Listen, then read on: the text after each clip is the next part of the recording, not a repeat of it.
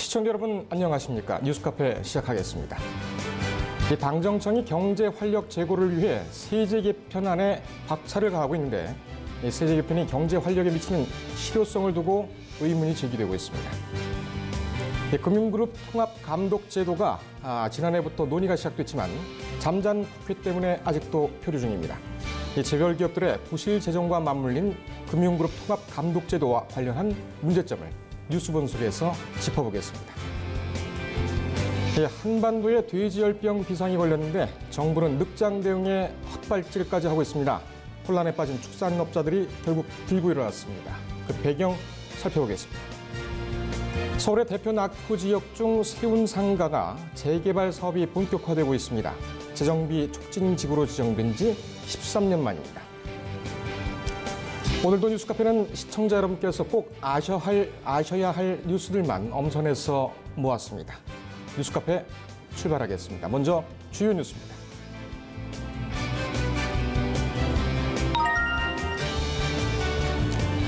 북미 정상회담 1주년인 오늘 문재인 대통령이 새로운 평화 비전을 발표합니다. 청와대는 노르웨이 오슬로 대학에서 열리는 오슬로 포럼에서 문 대통령이 한반도 평화를 주제로 기조연설한다고 밝혔습니다.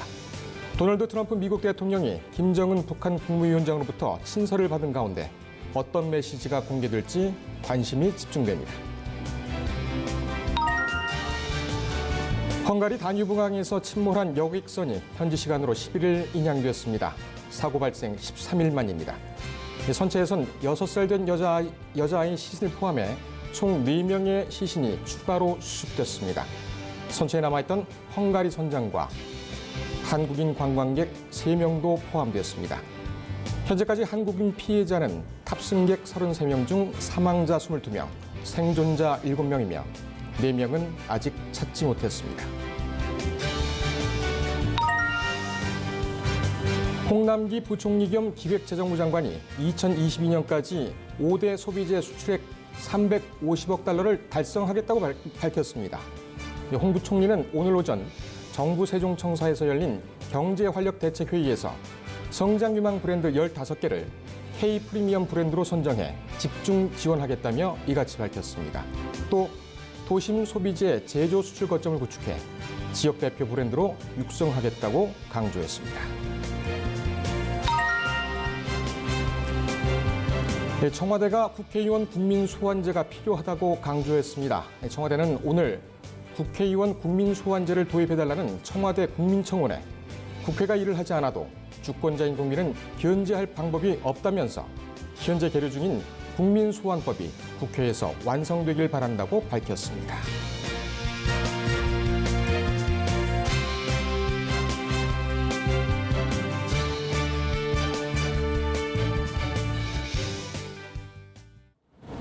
뉴스카페 첫 소식입니다. 당정청이 세제 개편안에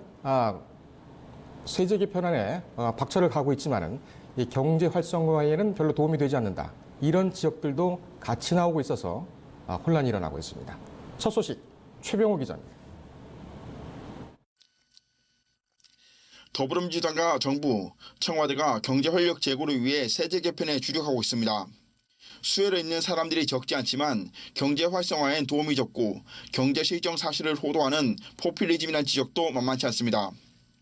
당정청은 어제 중소기업의 가압 승계 요건을 완화하는 가압 상속 세제 개편안을 발표했습니다. 가압 상속 공제를 받는 기업이 업종과 자산, 고용을 유지하는 사후관리 기간을 현행 10년에서 7년으로 단축키로 했습니다. 업종 변경 범위도 기존 한국표준산업분류의 소분류 내에서 중분류까지 허용합니다. 논란이 된 공제 대상 기업 기준은 현행 매출 3천억 원 미만을 유지하기로 했습니다. 당정은 가압 상속이 부의 세습이라는 비판을 받는 여론을 고려 현행 기준을 고수했습니다. 같은 날 산업통상자원부는 전기요금 개편안 의견 수렴을 위한 공청회를 열었습니다.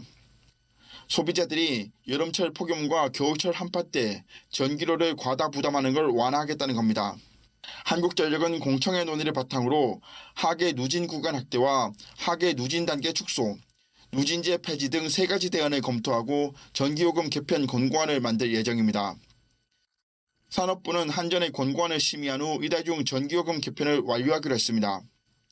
정부가 세제 개편안을 만지작거리는 건 이번이 처음이 아닙니다. 최근 반년 동안의 주요 정책만 봐도 유류세이나 액화 석유가스 LPG 사용 규제 완화, 증권거래세이나 자동차 개별 소비세이나 주류세 개편 등 세제 개편에 집중됐습니다. 정부의 세제 개편은 경제 활력 제고에 방점이 찍혔습니다. 유류세와 증권거래세 인하된 소비와 생산, 투자 등 내수 활성화에 기여할 수 있다고 주장했습니다. 하지만 당정의 주장과 달리 잇따른 세제 개편이 경제 활력 제고에 효과가 없다는 주장도 있습니다. 이번 가업 상속세제 개편안만 해도 현장의 목소리를 부응하지 못했다는 의견입니다. 심지어 일부 부처에선 당청이 경제 살리기에 몰두한 나머지 정부 반대에 불구하고 무리한 세제 개편을 추진한다는 볼멘 소리도 나옵니다. 정부의 예산은 뒷전이고 세수를 지출하는 형태의 세제 개편만 하면 정부의 재정계획에도 차질이 불가피해서입니다. 특히 문재인 정부는 소득주도 성장과 복지 확대를 강조하고 있는데 세제 개편이 세수 부족을 초래하는 포퓰리즘이 될 수 있다는 우려입니다. 세제 개편이 필요할 때도 있으나 재정의 목적에 맞는 조세 정책이 필요하다는 설명입니다. 정부가 무절제하게 지금 선심성 그 복지 예산을 막 남용하고 있기 때문에 어쨌든 뭐 세금 정부가 돈을 많이 쓰면 많이 걷어야 되잖아요. 세금을 덜 걷으려면 지출을 그 정부의 그 재정 지출을 줄여야 되거든요. 그래서 지금 그 기업 복지, 개인 복지한테 마구 써주는 그 선심성 복지를 줄이지 않으면 그 세금을 줄일 수가 없죠. 뭐. 자유한국당은 정부가 경제 시정을 호도하는 세제 개편을 하고 있다고 목소리를 높였습니다. 저는 가업 기업의 그 공제 한도에 대한 부분은 없는 걸로 알고 있습니다. 네네네. 그 내용이 핵심인데 예. 그 기업인들이 원하는 게 가업 기업의 그 소득 공제 네네. 그 매출 한도액을 상향해 달라는 게 핵심인데 그 부분이 빠진 그 가업에 대한 무슨 규제 완화라는 게 무슨 의미가 있겠는가? 본질은 빠지고 네. 무슨 정말로 곁가지도 안 되는 걸 가지고 하는 그게 그 기업인들이 중소기업들이 바라는 가업 기업들이 바라는 것인가? 당정청의 세제 개편 방안은 내년도 예산안 반영과 각종 입법안을 통해 국회에서 논의될 예정입니다. 하지만 세제 개편 필요성과 효과를 놓고 이견이 분분, 세제 개편 완료까지는 험로가 예상됩니다. 뉴스토마토 최병호입니다. 네, 이 재벌 기업들의 금융업계 진출, 처음부터 말이 좀 많았었는데 자산이 부실한 계열사들의 리스크가 금융계로 번질 수 있다는 문제 때문에 더욱 심각했었습니다. 이걸 관리할 수 있는 제도가 바로 금융그룹 통합감독제도입니다. 하지만 법조화를 앞두고 제동이 걸리면서 큰 차질을 빚고 있습니다. 금융부 최진영 기자와 함께 이 내용 자세하게 살펴보겠습니다. 최 기자 안녕하세요. 예, 안녕하세요. 우선 금융그룹 통합감독제도, 어감으로는 무슨 내용인 줄 알겠는데 좀 설명이 필요하겠군요.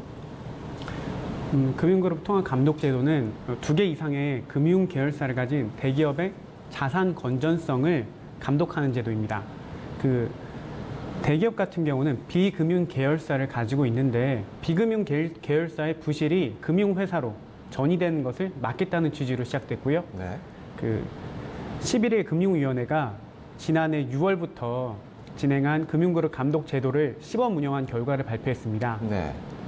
그 대상은 자산 총액이 5조 원 이상이고 2개 이상의 업권의 금융그룹, 2개 이상에 걸쳐서 금융사를 가지고 있는 금융그룹이 감독 대상입니다. 예. 평가 결과는 어땠습니까? 감독 대상은 화면에 나와 있는 7개 그룹입니다. 네. 삼성과 현대가 각각 5개 금융사를 가지고 있어 가장 많고요. 예. 롯데의 경우는 롯데카드와 손해보험 매각이 진행 중이어서 아직 감독 대상입니다. 그렇군요. 금융위는 법이 제정 시행될 때까지 지금의 모범 규준을 일부 개정해서 내년에도 연장 적용키로 했기 때문에 다음번에도 롯데가 포함될 가능성이 높습니다. 예. 금융위 시뮬레이션에 따르면은 2018년 말 기준 7개 금융그룹 평균 자본 비율은 181%입니다. 네. 단순히 계열사 자본을 모두 합쳤을 때 평균은 269%에 이르지만 위험 항목들을 반영해 계산하면 전체적으로 지금 보시는 것 같이 수치가 하락하게 됩니다. 네. 계열사 간 출자로 중복된 자본을 제외하고 그다음 계열사 간 부실이 그룹 전체로 번질 위험도를 그 보통 수준이 3등급으로 적용했을 때 나타난 결과입니다. 그렇다면 지금 저기 나와 있는 기업들, 평가 대상 기업들이 다 그 전위 위험이 없는 걸로 나왔습니까? 어떻습니까? 기준은 다 통과했나요? 예, 기준은 다 통과했고요. 모범 기준에서 정한 최소 자본 비율을 100%입니다. 네. 100%는 다 넘어섰고요. 7개 금융그룹 모두가. 그런데 미래에셋 같은 경우는 네. 가장 낮은 125.3%를 기록했습니다. 네. 이에 이에 대해서 이 금융위는 고상범 지배구조팀장은 미래에셋은 지주사 형태가 아니고 계열사들이 다단계로 자본 출자를 한 구조라고 설명했고요. 그 미래에셋 같은 경우 모범 기준에서 제시한 허들은 통과했지만 예, 앞으로의 신사업 진출에 걸림돌이 될 수 있다는 전망입니다. 그렇군요. 저 자본 비율을 산정하는 기준, 이것은 공개가 됐습니까? 그 자본 비율을 산정한 기준은 아무래도 그 뭐 기업들의 이해관계가 깊이 연관이 되어 있기 때문에 비공개일 수도 있겠습니다만, 예. 아까 모두도 말했듯이 그 재벌 기업들의 계열사의 리스크, 소위 말하는 돈주머니라고도 볼 수가 있겠죠. 일부 재벌에 대해서는 그런 기업들의 리스크가 금융업까지 가게 된다면 결국 직접적으로 손해를 보는 것은 금융 소비자들, 즉 국민들이 되기 때문에 이 부분에 대해서는 상당히 좀 면밀하고 깐깐하게 좀 봐야 될 것 같은데 그 기준이 좀 궁금하군요. 오늘 준비가 안 됐으면 다음에 한번 알려주길 바랍니다. 그 제도가 지금 시행이 이게 되고 있죠. 예. 그 근데 제도는 예, 말씀하세요. 법제화가 왜 안 되는 겁니까? 제도는 지금 시행이 되고 있는데요. 법제화의 필요성은 강조되고 있지만 아직 법제화는 되지 않았습니다. 그 법안은 발의된 상황이고요. 그렇지만 그 아직 소관인 국회 정무위원회를 넘어서지 못하고 있습니다. 그 법안을 대표 발의한 박선숙 바른미래당 의원 같은 경우는 취재 과정에서 금융그룹 통합감독법이 통과되지 못하는 아쉬움을 표했고요. 네. 그 법안에 따르면 이 건전 경영 지도라는 이름으로 금융위원회가 감독 결과에 따른 조치를 취한 권한이 생기는데 이 부분이 없기 때문에 법제의 필요성도 강제가 되는 거죠. 강제화의 필요성, 부속 예. 필요성이 있다는 말이군요. 자, 이 그 법제화가 지금 필요를 하고 있는데 이 필요성, 시급성에 대해서 좀 우리가 주의를 환기하기 위해서 전문가를 모셨죠? 예. 네. 박상인 서울대학교 행정대학원 교수의 설명을 듣겠습니다. 금융그룹 통합 감독 제도가 법제화되지 않으면은 현행처럼 모범 규범처럼 이렇게 시행되면은 지키지 않았을 때 제재를 가할 수 있는 방법이 사실상 없다는 문제점이 있습니다. 그렇기 때문에 실효성이 담보가 되지 않는 것이고요. 현행 규정에 의하면은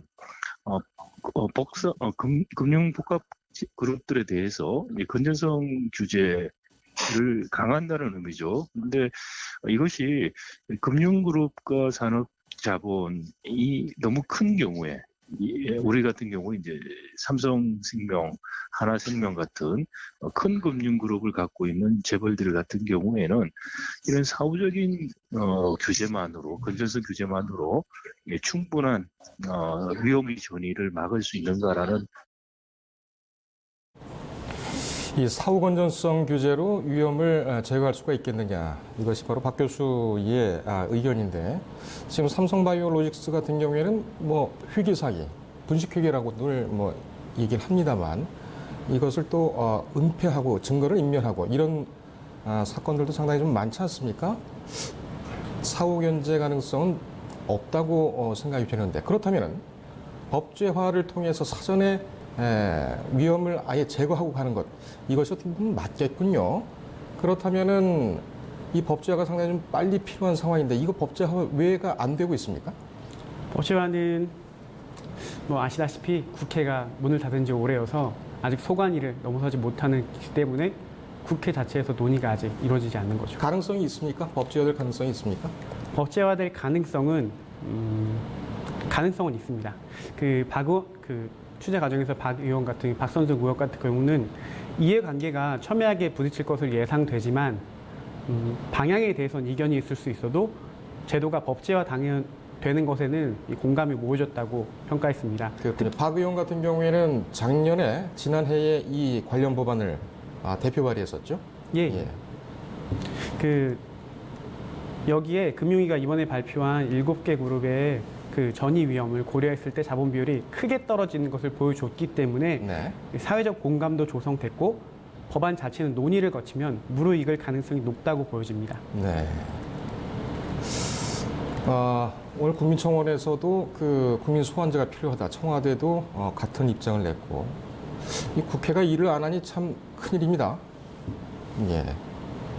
국민 소환제까지 정말 필요한 상황, 빨리 도입해야 되는 상황이 아닌가 이런 생각까지 하게 되네요. 이 문제는 좀 저희가 좀 계속 관심을 갖고 좀 따라가 봐야 되겠습니다. 최기정 수고했습니다. 네, 다음 소식입니다. 네, 정부가 돼지열병에 대한 대책이라고 내놨는데 음식물 쓰레기를 가축 사료로 제공하는 것을 허용하면서 사회적으로 혼란을 주고 있습니다. 신태연 기자. 식품부 환경부는 음식물 쓰레기 동물 급여를 전면 금지하라! 금지하라! 금지하라! 금지하라! 어제 동물단체 동물해방 물결은 광화문 광장에서 퍼포먼스를 벌였습니다. 가축에게 음식물 쓰레기를 먹이로 주는 것을 전면 금지하라는 촉구입니다. 동물에게 동물을 먹이는 게 잔인할 뿐더러 질병 우려가 크다는 이야기입니다. 사람의 섭취에 부적합한 음식물 쓰레기는 열 처리 여부에 상관없이 동물의 사료로도 쓰지 말아야 한다. 아프리카 돼지열병이 북한에 상륙하자 환경부는 지난달 입법 예고한 폐기물 관리법 시행규칙 개정안에서 가축 전염병 우려가 있으면 음식물 쓰레기를 직접 먹이로 주지 말라고 명시했습니다. 하지만 이에 대해서는 부족하다는 의견과 과도하다는 의견이 맞서는 형국입니다. 동물단체뿐 아니라 돼지산업단체인 대한한돈협회도 개정안이 잔반 사료화는 허용한 데 우려를 표했습니다. 오는 19일에는 정부 세종청사로 가서 집회까지 할 예정입니다. 혹시라도 모를 질병 잔반을 통해서 이 불법 축산물들이 혹시라도 이제 유입이 되면 가장 큰 위험 요소이기 때문에 무조건 전면 금지해야 한다는 입장이죠. 이에 반해 개정 법령이 과도하다는 반대 목소리도 있습니다. 그제 전국 음식물 사료 축산연합회와 잔반급여 양돈농가 축산인 200여 명은 세종청사에서 반대 집회를 벌였습니다. 애초에 환경부가 농가와 폐기물 업체 등을 너무 의식해 미리 대처할 기회를 놓쳤다는 지적도 있습니다. 재작년 더불어민주당 한정희 의원이 잔반급여, 즉 먹이로 주는 것을 전면 금지하는 법안을 발의했지만 환경부는 농가의 급여를 금지하지 않는 게 좋겠다는 입장이었습니다. 그 사이 음식물 쓰레기는 계속 증가해 하루당 1만 5천 톤이 넘어가고 있습니다. 처리 방식은 90% 정도가 사료화를 포함한 재활용 방식으로 바이오 에너지 전환 등 새로운 시설을 만들려면 시간이 한참 걸립니다. 외국에서도 이미 금지한 사례가 있는데 외국에서 왜 대란이 안 일어나느냐 우리가 잘못이었기 때문이거든요. 그래서 그건 환경부에서 이번 기회에 바꿔야 할 정책입니다. 더 이상 정부가 갈팡질팡하지 않고 국민의 안전을 보장해야 한다는 의견이 높아지고 있습니다. 뉴스토마토 신태현입니다. 예, 서울의 대표 낙후 지역 중 한 곳인 세운상가에 대한 재개발이 본격화되고 있습니다. 재정비 촉진지구로 된 지 13년 만입니다. 보도에 김지영 기자입니다. 세상의 모든 기운이 모인다는 의미로 지어진 이름 세운. 서울의 대표 낙후 지역 중 한 곳인 세운상가 일대가 새로운 모습으로 탈바꿈합니다. 재정비 촉진지구로 지정된 지 13년 만입니다. 서울 중심지로 교통이 우수하고 광화문 종로 을지로 등지에 대기업이 밀집해 있어 출퇴근이 편리합니다. 서울 이제 4대 문안에는 역시 이제 다양한 업무지구들이 있습니다만 시청 을지로 일대는 이제 뭐 대기업들이 제일 많이 분포하고 있죠. 뭐 다양한 건설사라든지 금융사들은 이제 여러 그 기업들이 이제 몰려 있는데요. 특히 이제 서울 도심이 특히 이제 집값이 좀 갈수록 높아지고 있는 이유가 역시 이제 업무지구가 가깝다는 점입니다. 그러다 보니까 이제 한복판에 있는 세운지구 같은 경우는 역시 걸어서 출퇴근이 가능한 그런 입지를 갖고 있는 데다가 역시 이제 청계천을 이용해서 출퇴근 거리가 오히려 출퇴근 시간이 즐거울 정도로 그런 좋은 입지를 갖고 있습니다. 또 명동과 동대문 같은 중심 업무 지구를 연결하는 도심 인프라가 건설되면서 실수요는 물론 투자 가치까지 우수하다는 평가입니다. 여기에 청계천 산책로, 북한산 성벽 코스, 남산 등 쾌적한 자연환경과 경복궁, 광화문, 종로에 있는 도심 문화유산을 걸어서 즐길 수 있습니다. 세운 재정비 촉진지구는 8개의 구역으로 나눠 재개발 사업에 들어갑니다. 총 43만 8,585제곱미터에 달하며 전 지역이 상업지구로 지정돼 주상복합 형태로 지어질 예정입니다. 특히 이달 분양하는 힐스테이트 세운은 재개발 사업지의 첫 분양 프로젝트라 관심이 뜨겁습니다.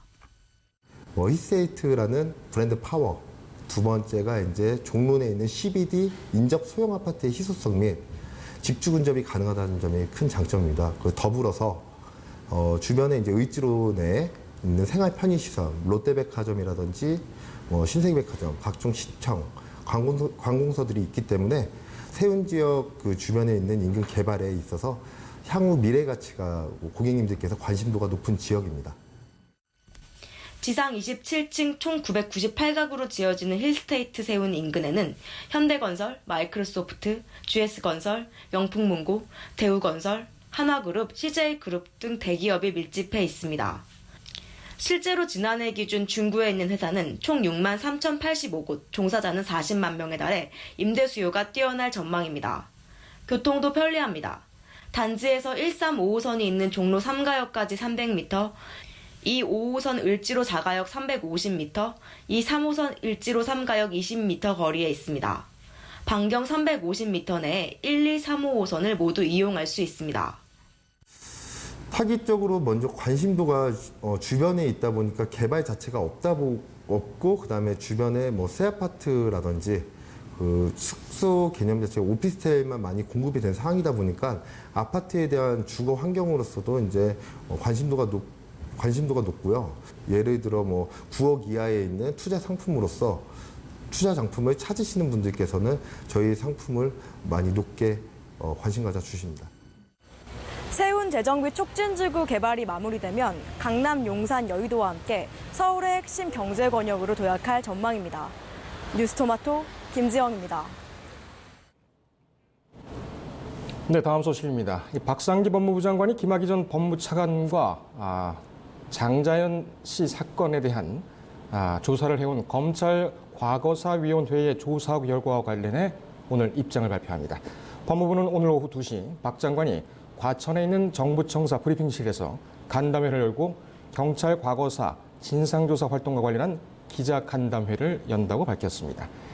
박 장관은 간담회에서 과거 검찰의 부실 수사와 인권침해 사실과 관련한 사고와 재발 방지를 위한 제도 개선 방안에 대해 발표할 것으로 예상됩니다. 특히 김학의 전 법무부 차관 등 과거사 당사자들의 반발이 잇따르고 있어 이에 대해서 어떻게 입장을 밝힐지 주목되고 있습니다.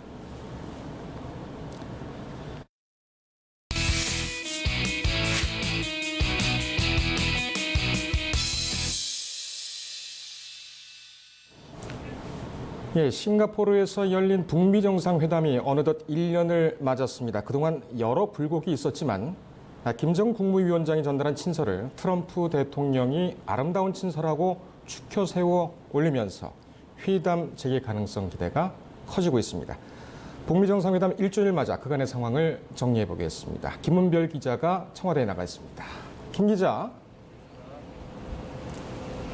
네, 저는 지금 청와대 앞에 나와 있습니다. 네, 벌써 북미 정상회담 1주년이군요. 그간의 상황을 간단하게 좀 정리해 볼까요? 네, 오늘 그러니까 작년 6월 12일이죠. 싱가포르 센토사 섬 내 카펠라 호텔에서 역사적인 첫 북미 정상회담이 있었습니다.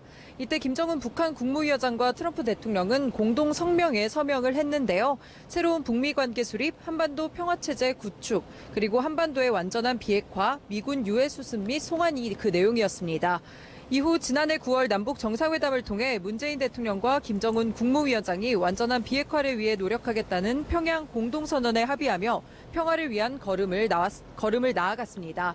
그리고 올해 2월 베트남 하노이에서 북미 정상회담이 또다시 열려 빅딜에 대한 기대감이 고조됐었는데요.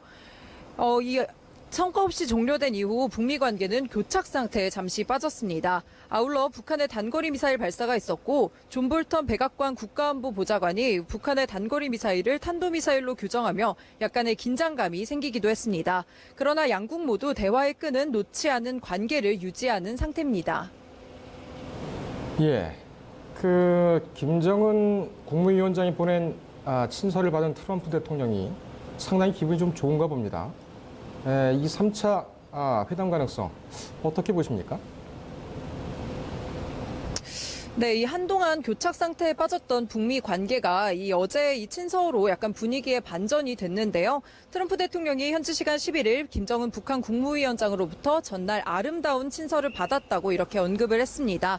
트럼프 대통령은 친서는 매우 개인적이고 따뜻했으며 매우 멋졌다고 평가하면서 이 친서의 전달 경위나 내용에 대해서는 언급하지 않았습니다. 이어 트럼프 대통령은 북한의 지리적 입지 조건에 대해서 거론하기도 했는데요. 그는 김정은 위원장과의 관계도 좋으며 매우 긍정적인 일이 일어날 것으로 생각한다고 밝혔습니다. 이에 따라 일각에서는 3차 북미 정상회담 가능성도 제기되고 있습니다. 볼턴 보좌관은 이날 3차 북미 정상회담 전망에 대해 전적으로 가능하며 김정은 국무위원장이 열쇠를 쥐고 있다고 말했습니다. 또한 미국 국무부 대변인실 관계자는 싱가포르 정상회담에서 맺은 합의안을 추진하기 위해 북한과 건설적인 논의에 참여할 준비가 돼 있다고 말했습니다. 물론 이와 반대로 조금 회의적인 시각도 있는데요. 자유아시아방송이 지난달 미국 내 전직관리와 한반도 전문가를 대상으로 설문조사를 실시한 결과 이 13명 중 9명은 올해 안에 북미 정상회담이 열릴 가능성이 낮다고 평가했습니다. 네, 이 친서 전달과 화답 분명히 일부 진전한 것이긴 하지만 일희일비할 것은 아니겠군요. 하지만 이 상황을 우리가 잘 어떻게 중재자로서 핸들링할 수가 있느냐, 이 문제가 중요한 것 같습니다. 그래야 남북 관계도 우리가 주도를 하게 되는 것이겠죠. 우리나라의 중재 역할과 과제, 이건 어떻게 될까요? 네, 한국은 이제 계속해서 중재자 역할을 톡톡히 수행해 왔는데요. 남북 정상의 4.27 판문점 선언과 원포인트 남북 정상회담 등이 북미 정상회담을 성사시키는 다리로서의 역할을 해왔습니다. 다만 이 하노이 북미 정상회담 결렬 이후 한국의 중재 역할도 약간의 시험대에 올랐는데요. 여전히 정부는 북미 대화의 재개 그리고 남북 교류 여건을 마련하기 위해 힘쓰고 있습니다. 대북 식량 지원을 공식적으로 검토하고 유니세프의 대북 인도 지원 사업 공여를 재의결했습니다. 그러나 북한은 이 북미 협상에 초점을 맞춰서 남북교류 속도 조절을 하는 모습에 약간의 불만을 표출하기도 했는데요. 김정은 위원장은 지난 4월 12일 시정연설에서 문재인 대통령을 겨냥해 오지랖 넓은 중재자, 촉진자 행세를 할 것이 아니라 민족의 이익을 옹호하는 당사자가 돼야 한다고 말했습니다. 실질적으로 북한이나 미국에서 직접 이전과 입장을 달리해 움직이지 않는 이상 근본적인 해결이 어려우며 이 중재 역할에도 한계가 있다는 지적이 나옵니다. 이런 가운데 이 노르웨이를 국빈 방문 중인 문재인 대통령은 현지 시간 12일 오슬로 포럼에 참석해 이 한반도의 평화를 주제로 기조연설을 할 계획인데요. 이 자리에서 새로운 대북 구상을 밝힐지 또 북미에 어떤 메시지를 보낼지 그 내용에 관심이 쏠리고 있습니다. 지금까지 뉴스토마토 김은별이었습니다. 네, 김 기자 수고했습니다. 네, 김은별 기자였습니다. 다음 순서는 수요일 중앙 코너 재테크 트렌드입니다.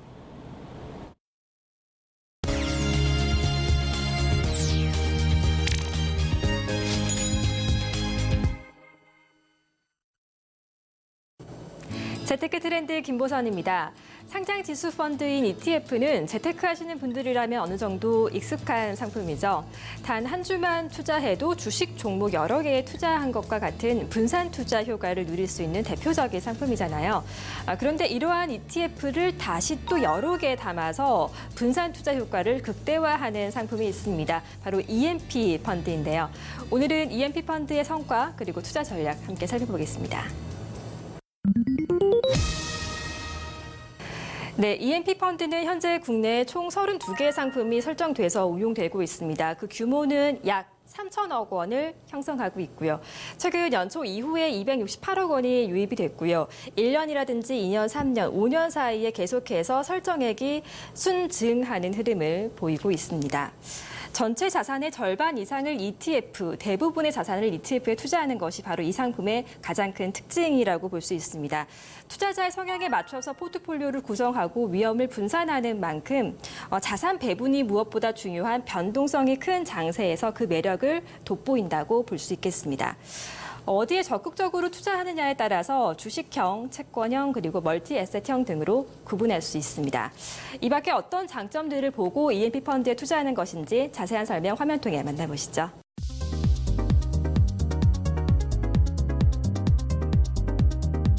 일반적인 개별 주식이나 개별 채권에 투자하던 전통적인 투자 펀드와는 달리 ETF라고 하는 투자 자산을 대상으로 하는 그런 펀드라고 보시면 되겠습니다. 고객 입장에서의 장점은 2010년대 이후에 저성장 국면에서 개별적인 국가나 개별적인 섹터 또는 개별적인 주식에 투자했던 그런 펀드들보다는 ETF를 활용하는 그 펀드들의 성과가 훨씬 더 잘 나왔다는 데 있고요.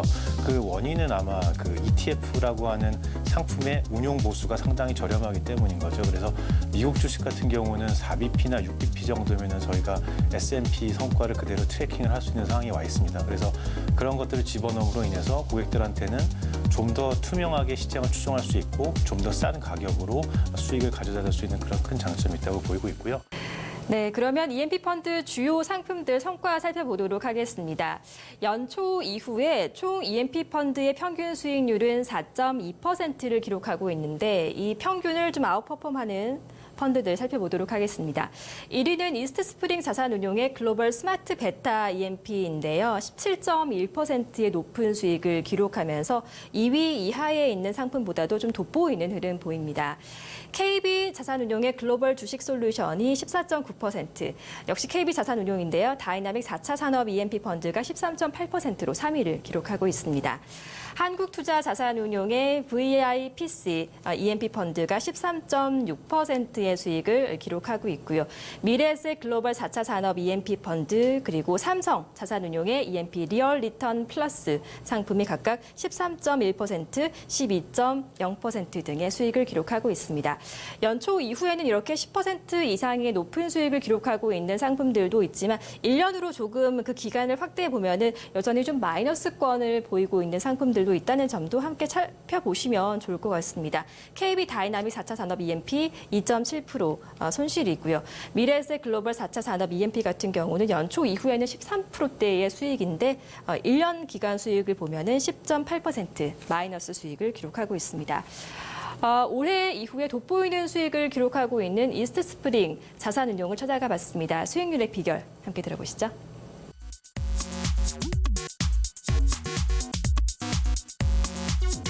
2008년 금융위기 이후에 보면은 시장을 크게 이기는 매니저들이 거의 없어진 상황이거든요. 그래서 알파를 내는 것보다는 시장을 추종을 하되 시장보다 조금 더 높은 성과를 내는 게 있지 않을까라는 걸 찾았었고요. 그런 것들을 좀 스마트한 베타다라고 표현을 했습니다. 그래서 2010년대부터 뭐 미국 중심으로 스마트 베타 전략을 쓰는 펀드들이 상당히 많이 나와 있고 기관들도 많이 투자가 되고 있고요. 바로 저희 펀드는 이제 그 전략을 사용을 하고 있습니다. 그래서 저희 같은 경우는 뭐 미국이나 유럽 주식에 그냥 직접적인 투자를 하는 게 아니라 저희들이 봤을 때 미국 주식 중에서도 가치주라든지 아니면 기업의 실적이나 재무지표의 이익이 좋은 퀄리티 주식이라든지 아니면 주가 흐름이 모멘텀이 살아있는 퀄리티 주식에만 선별해서 투자할 수 있는 ETF에 저희가 투자를 하고 있다고 보시면 되겠고요. 네, 개별 펀드의 특징 좀 더 살펴보면요. 한국투자자산운용의 EMP 펀드 같은 경우는 베트남, 인도네시아, 필리핀, 중국의 주가 지수를 추종하는 ETF에만 투자를 하는데요. 이렇게 각국의 앞글자를 따서 VIPC라는 이름을 만들었습니다. 자, 그리고 삼성 자산운용의 EMP 리얼 리턴 플러스는 뉴스토마토 기사를 통해서 좀 살펴보도록 할게요. 이 EMP 펀드 같은 경우에는 특히 한국과 미국에 상장된 ETF에 분산 투자를 하고요. 시장 상황에 따라서 비중을 탄력적으로 조정합니다. 특히 코덱스라든지 아이쉐어, 파워쉐어 등과 같은 유동성, 거래 규모가 큰 ETF 30개 내외로 포트폴리오를 구성하고요. 주식과 채권, 원자재, 스마트 베타 ETF 등 다양한 자산군을 폭넓게 포함한다고 설명이 돼 있습니다. 자, 이렇게 각각의 EMP 펀드 수익률과 특징까지 함께 좀 살펴보셨는데요. 앞서 들으신 것처럼 EMP 펀드는 매매가 편하고 운용 투명성이 강하다는 점이 그 매력으로 꼽히고 있습니다. 자신의 투자 성향에 꼭 맞춘 포트폴리오로 투자가 되고 있는 최적의 EMP 펀드 찾아보시면 어떨까요? 재테크 트렌드 김보선입니다.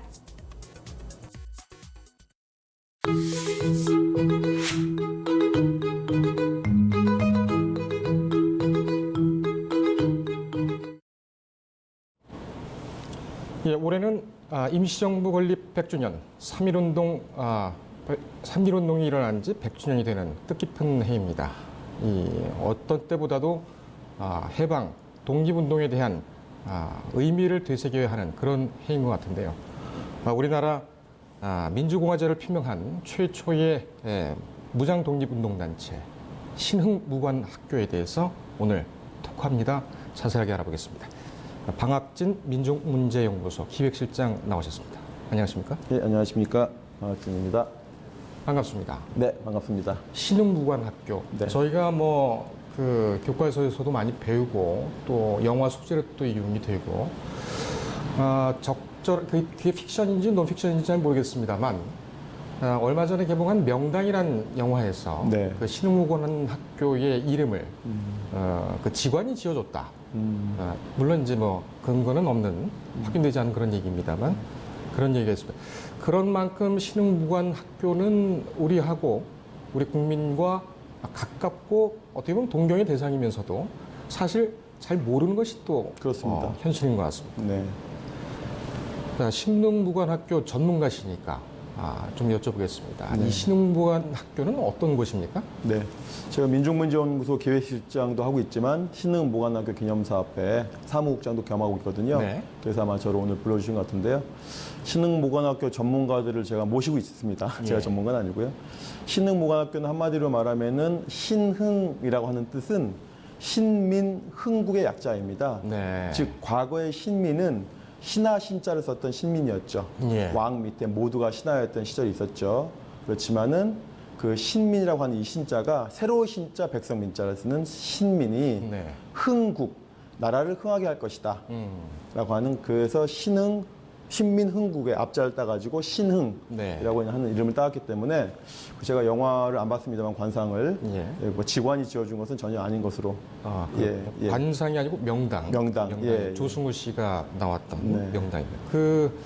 그렇다면은 이 처음 시작할 때는 이름이 좀 달랐죠? 처음 시작할 때는 이제 1911년에 만들어질 당시에는 신흥 강습소라고 하는 이름으로 허름한 옥수수 창고를 빌려서 했는데요. 네. 그 당시엔 아무래도 만주에서 독립운동을 하다 보니까 중국인들도 호의적이지 않고 네. 또 만주에는 또 일본인들이 또는 조선인 밀정들이 수많은 분들이 활동하고 있었거든요. 그렇기 때문에 신흥무관학교라는 이름으로 활동하기 좀 어렵고 이거는 단순히 야학소다, 예. 강습소다라고 하는 위장 차원에서 신흥강습소로 이름은 지었지만 명백하게 민주공화제를 지향하는 항일무장 독립운동 조직이라는 것은 명확합니다. 그렇군요. 그러면은 신흥무관학교 밀정이라든지 견제를 피하기 위해서 무관이라는 이름을 좀 바꿨는데 네. 거기서 배웠던 내용들은 뭡니까? 그래서 신흥무관학교의 지향을 좀 이야기하면은 그 민주공화제를 지향하는 것이 기본이고 두 번째는 단순히 무관을 양성하는 총을 잘 쏴서 독립군만을 만드는 것이 아니라 마지막에는 학교가 되지 않습니까? 즉 새로운 지식을 길러내서 새로운 나라 건설될 인재를 양성하겠다라고 하는 지향이 명확하거든요. 신흥무관학교 교과가 1절, 2절, 3절이 있는데 네. 신흥무관학교 교과 3절이 바로 그런 점 명확하겠습니다. 예, 새로운 지식, 높은 인격을 길러서 네. 새 나라 세울 이가 누구냐라고 하는 그래서 인격을 둬야 하고 무력을 다지고 또는 그래서 그런 인재들이 바로 새로운 나라 민주공화제를 지향하는 새로운 독립국가의 인재가 되어야 된다고 하는 명확한 지향이 교과에서도 나타나고 있습니다. 그렇군요. 지금 말씀하신 그 부분이 그 신흥무관학교의 이념 내지는 목표 네. 이렇게 이해를 하면 될까요? 그렇습니다. 그렇군요. 신흥무관학교 이 역사적 의의 이거 좀 자세하게 좀 듣고 싶습니다. 그렇습니다. 우리가 신흥무관학교를 한마디로 표현한다면은 민주공화제라고 할 수 있는데요. 신흥무관학교의 어떻게 보면 아버지라고 할 수 있는 조직이 신민회이거든요. 예. 이 신민회는 1907년에 만들어진 단체입니다. 1907년이 되면 신민회를 포함해서 수많은 시민사회단체가 만들어지거든요. 요즘 말로 하면 NGO가 되겠죠. 네. 이제 1910년에 조선 대한제국이 망하기 때문에 대한제국의 멸망은 기정사실로 판단을 하고 선지자들께서 이제 준비를 해야 된다. 이 준비를 어떻게 할 것이냐라고 했을 때 두 가지 큰 길이 있거든요. 하나는 일단 당장 이 땅을 쳐들어온 일본 제국주의자들을 몰아내자. 그리고 새로운 나라는 다시 복벽주의, 보왕주의라고 해서 전주시에게 다시 나라를 찾아줘야 된다라고 하는 큰 흐름이 있었고, 또 하나의 흐름은 일본 제국주의자들을 몰아내고 이 나라는 민주공화제, 모든 민이 주인이 된 나라를 만들자라고 하는 두 가지 흐름이 있었는데 이 흐름을 가장 먼저 주창한 단체가 1907년에 만들어진 신민회가 되겠습니다. 우리가 잘 알고 있는 도산 안창호 선생님이 중심되는 인물이 되어 있고요. 여기에는 뭐 이동영이라든지 백범 김구도 여기에 참가하게 되는 것이죠. 바로 그 1907년에 만들어진 신민회가 모태가 돼서 만들어진 무장운동 단체가 바로 신흥무관학교가 되겠습니다. 그렇군요. 자, 이 신흥무관학교 하면 우당 이회영 선생을 빼놓을 수가 그렇습니다. 없습니다. 그리고 신흥무관학교를 언급할 때는 프랑스의 칼레의 시민들, 칼레 시민들 얘기 많이 얘기도 하죠. 나오고, 그리고 오블리스 노블리제 그렇습니다. 얘기도 좀 많이 나오고 그렇습니다. 분명히 중요한 인물입니다만 잘 모르시는 분들도 많은 것 같습니다. 자세하게 좀 설명해 주시죠. 그 신흥무관학교의 대주주가 두 명이라고 할 수 있는데요. 서울파인 우당 이회영 육형제가 대주주라고 할 수 있고, 그다음에 2대 주주는 안동에 있는 석주 이상용 집안으로 대표되는 혁신유림이라고 할 수 있는데요. 일단 우당 이회영 선생님 뭐 이야기 많이 되고 있는데, 일단 우당 이회영의 호를 보시면 우자가 친구 우자입니다. 친구. 예, 그다음 당은 집당자. 집당. 말하자면 친구들이 모이는 집인 거죠. 예, 친구들이 모이는 아지트가 바로 우당의 집인 것입니다. 우당은 사만갑족이라고 해가지고 대대로 조선시대 때 부자였고 영의정이라든지 수많은 고관 대작을 배출한 명문가죠. 그 명문 집안들이 나라가 어려움에 처했을 때 어떻게 해야 되는 것인가라고 했을 때 바로 그런 분들이 나라를 위해서 민중과 백성을 대신해서 목숨을 바쳐야 함에도 불구하고 불행히도 조선의 구한 말에는 그런 분들이 적었죠. 그렇기 때문에 우당에 더욱 빛나는 것인데요. 그래서 자신이 가지고 있는 모든 능력, 재산이면 재산, 재능이면 재능, 인적 네트워크면 인적 네트워크를 모두 활용해서 신흥무관학교를 만드는데 가장 중요한 역할을 하셨고, 일단 신흥무관학교가 우리 땅이 아니라 남의 나라 땅에서 그것도 비밀리에 그 땅도 얻고 조직을 만들었지 않습니까? 그러려면 수많은 돈이 필요했죠. 이 물적 토대를 가장 많이 제공한 분들이 바로 우당을 비롯한 육형제다라고 할 수 있는데요. 뭐 대표적인 땅은 지금 명동에, 지금도 명동이 아마 가장 비싼 땅으로 알려져 있는데요. 명동 성당 바로 앞에 있는 서울 YWCA 건물과 명동 성당 건물의 일부까지 다 우당 육형제의 땅이었는데 이것을 비밀리에 헐값에 일제가 감시하고 있기 때문에 이거를 헐값에 팔아서 신흥무관학교 건립 자금으로 모두가 이제 쾌척했다고 하는 것이 대단히 중요하게 저희가 받아들여지고 있고, 그래서 노블리스 오블리주가 쉽게 말하면 거룩한 의무라는 뜻인데 그런 거룩한 의무를 실행하신 육형제다라고 해서 우리가 우당 육형제를 많이 한국판 노블리스 오블리주의 전범이다 이렇게 얘기하고 있습니다. 한국판 노블리스 오블리주의 모범이다. 그 육형제라고 말씀하셨는데 그 친형제들입니까? 아니면은 뭐 다 친형제들입니다. 친형제들이고 뭐 서경, 건영, 철영, 그 우당은 4번째입니다. 그다음에 5번째는 우리 초대 부통령이었던 이시영이고 마지막 육남은 이제 호영인데 참 그러기 쉽지 않지 않습니까? 그렇죠? 육형제가 참 생각이 다 다를 수 있는데 모두가 뜻을 같이 했죠. 우리가 사만갑족으로 대대로 이 땅에서 호의호식하고 살았는 집안인데 외적이 들어왔는데 우리가 외적 밑에 무릎을 꿇는다고 하는 것은 짐승과도 같다. 라고 해서 그런 육형제가 흔쾌히 활약했고, 참 안타까운 것은 그렇게 명문 집안, 돈이 많은 집안의 분들 대부분이 적지 않은 분들이 굶어 죽었다는 거예요. 만주에서. 참 부잣집 아들들이 그 결의 때문에 굶어 죽었다고 하는 것이죠. 그런 얘기를 들으면 참 안타깝죠. 그 얘기는 나중에 시간을 내서 조금 더 듣고 싶군요. 오늘 시간도 좀 짧을 것 같습니다. 다음 질문 드리겠습니다. 이 신흥무관학교 출신 인사들 유명한 분들 많죠. 어떤 분들 계십니까?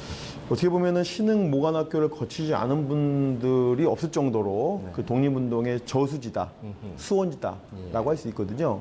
왜냐하면은 우리가 독립운동의 가장 최고봉은 1919년 3월 1일 3.1운동 또는 3.1혁명이라고 얘기하는데 신흥무관학교는 그에 앞서서 거의 10년 전에 준비되어 있는 조직이었거든요. 어떻게 보면 저희가 독립운동사를 교육하다 보면 3.1운동 전에는 우리나라 사람들이 9년 동안, 10년 동안 독립운동 안 했나? 라고 할 정도인데 오히려 그렇지 않았다. 만주 지역에서 1911년부터 20년까지 만 10년 동안 줄기차게 독립운동을 했고 거기에서 단련된 분들이 임시정부라든지 의열단이라든지 여러 가지 우리가 알고 있는 수많은 독립운동, 청산리 전투라든지 이런 데 주축으로 활동하셨기 때문에 어떻게 보면 공급처였다, 병참 기지였다, 독립운동가들의 그렇게 표현할 수 있겠습니다. 예. 네.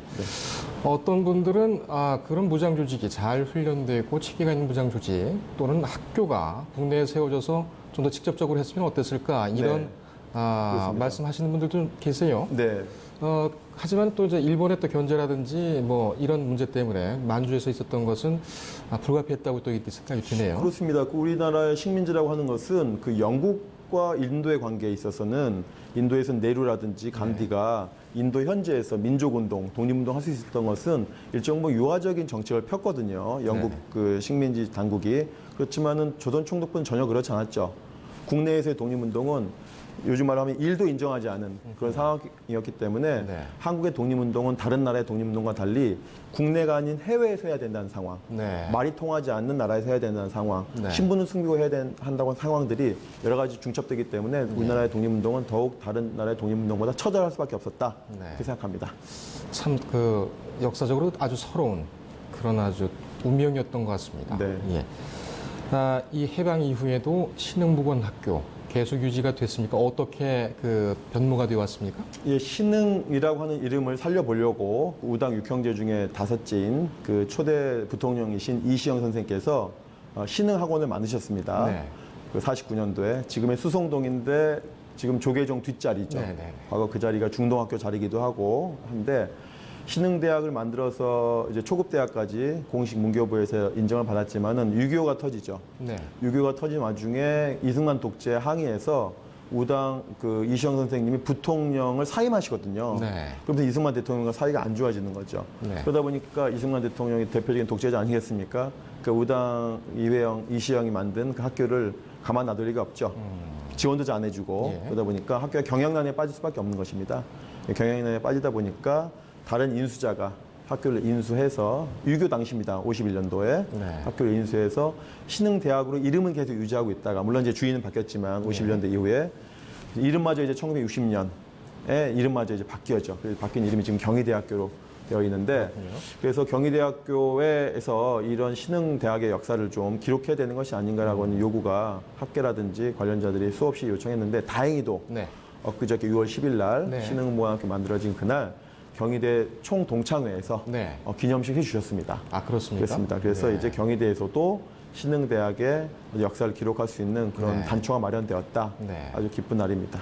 참 다행이군요. 다행입니다. 예, 오히려 경희대학교가 이 개성을 잘 못하고 있다 이런 비판도 없지 않았던 것 같은데. 그렇습니다. 네. 예, 이번 기회로 해가지고 좀 활성화됐으면 하는 그런 바람입니다.